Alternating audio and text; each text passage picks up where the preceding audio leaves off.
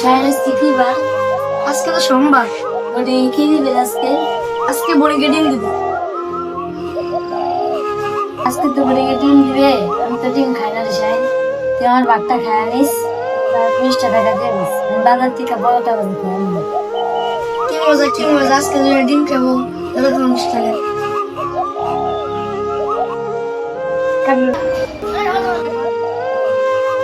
এই তুমি কি করতেছো? সেটা আমার খাবার নিয়ে যাবো। এই তোমার খাবার নিয়ে যাই যে তোমার কাছে একটা আছে, তোমার খাবার দিলে কেন? এখানে খাবার না বলছেন। হয় তোমার কাছে বিক্রি করে বানাইছি।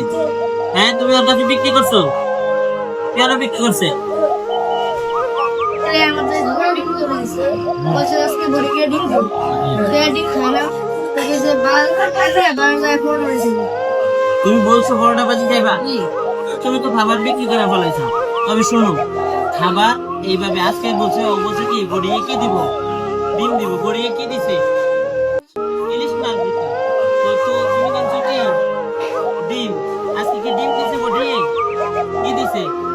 ইলিশ মাছ দিছে। না দিচ্ছে কোনো কিছু করে বিক্রয় করা কি নাই, জায়েজ নাই। তুমি যে জিনিসটা কিনবা ওটা আগে কি করতে হয়, আগে দেখতে হয় যে আমি কি কিনতেছি।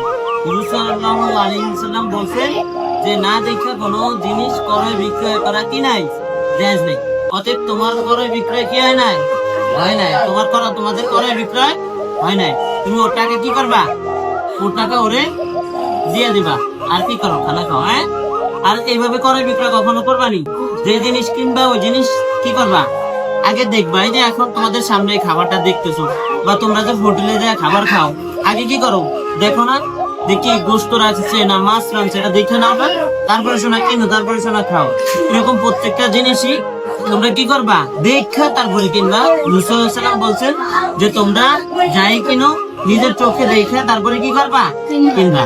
তোমাদের করে বিক্রয় হয় নাই, অতএব তুমি টাকা দিয়ে দিও, যাও খাবার খাও। হ্যাঁ, আর এভাবে কি করবা না, ক্রয় বিক্রয় করবে না। ঠিক আছে।